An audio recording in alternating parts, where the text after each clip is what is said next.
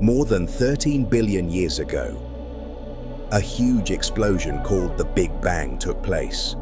From that point of energy, everything was born. Time, space, matter, and even you and I exist thanks to it. After the Big Bang, the universe was like a hot soup of tiny particles that slowly began to come together. Over millions of years, those particles formed the first stars. And those stars began to group together into giant clusters that we now call galaxies. Our galaxy is called the Milky Way, and that's where our planet Earth lives. Every little dot you see in the night sky is a star that might have planets orbiting around it. About 4.6 billion years ago, our sun was born, a giant ball of fire that gives us light and warmth.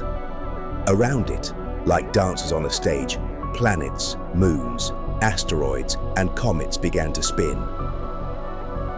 That's how the solar system was born. Planets like Mercury, Venus, Earth, Mars, Jupiter, Saturn, Uranus, and Neptune lined up in order. And each one is unique. Some are rocky, some are gas giants, some are freezing cold, and others scorching hot. Among all those planets, Earth is very special. It's the only place we know where there is liquid water, breathable air, and life. Here, animals, plants, and humans appeared. Earth has a constant companion, the Moon, our natural satellite. It's a rocky body covered with craters and dust that spins and orbits our planet. It's much smaller than Earth, but it has played a key role in our history. Sometimes we see it as a full circle, other times as a half moon or just a thin crescent. These changes are called lunar phases, and they depend on how the sun lights it up.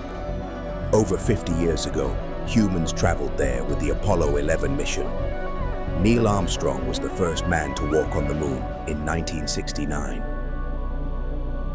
The footprints left by the astronauts are still there on the surface. Since there's no wind or rain to erase them, they could last for millions of years. Besides footprints, they also left flags, scientific instruments, and even a golf ball that one astronaut hit during a mission. A full day on the moon lasts as long as 29 days on Earth. That means there are more than 2 weeks of daylight, followed by more than 2 weeks of night. And although it seems to shine in the sky, the moon doesn't produce its own light. It reflects the light of the sun, like a giant mirror in the darkness. To explore space, we've built incredible tools. Telescopes are optical instruments that use lenses and mirrors to observe distant objects like stars and galaxies, things our eyes could never see on their own. One of the most famous is the Hubble telescope, which has given us spectacular images of the universe. Telescopes don't bring things closer like binoculars. They collect more light so we can see faraway objects. Some can even detect things invisible to our eyes, like infrared or X-rays, uncovering hidden secrets of the universe.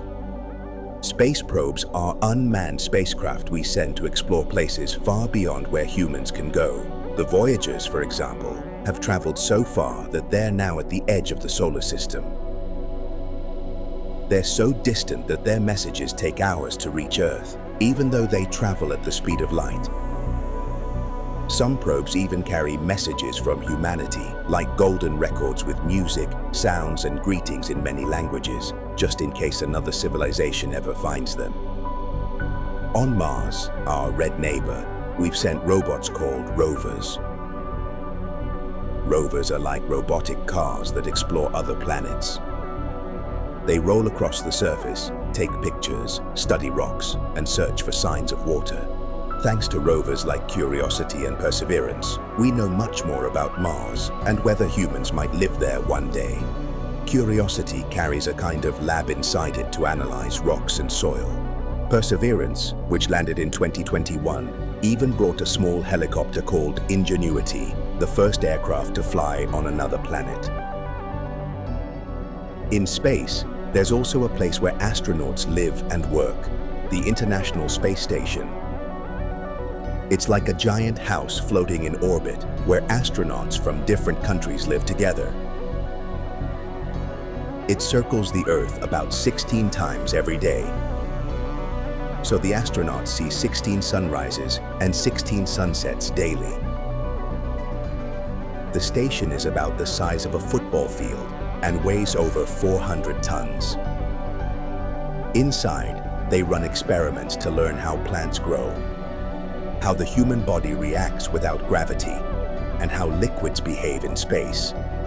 Astronauts float because the ISS is in constant free fall, even though it travels at more than 27,000 kilometers per hour. Space is so big that we still don't know all its secrets. There are mysterious things like black holes, where gravity is so strong that nothing can escape, not even light. They form when very massive stars explode at the end of their lives. Even though they're invisible, scientists can detect them by watching how they affect nearby stars and gas. The closest known black hole is about 1,600 light-years away. And in 2019, for the very first time, we captured a real image of a black hole using giant telescopes around the world. Nebulae are enormous clouds of gas and dust in space, often colorful and shaped in spectacular ways. Some are like nurseries where new stars are born, while others form when stars die. One of the most famous is the Orion Nebula, visible even with small telescopes from Earth. Although they look calm, inside them are explosions and reactions that create new solar systems. They can be so huge that millions of solar systems could fit inside just one. The pillars of creation, sometimes called the fingers of God, are part of the Eagle Nebula, about 6,500 light-years away. They look like giant columns holding up space, but in reality, they're clouds of gas and dust. Inside them, new stars are being born, like cosmic incubators. They were first photographed in 1995 by the Hubble telescope and became famous for their beauty. Space is so vast that we believe there are countless galaxies far beyond what we can see. It is infinite, mysterious, and full of possibilities. Every time you look up at the night sky and see the stars, remember, they're like tiny lighthouses in the dark, reminding us there's still so much left to discover. And who knows, maybe one day you'll be the next explorer to travel to Mars, or the scientist who discovers a brand new galaxy. Adiós, suscríbete.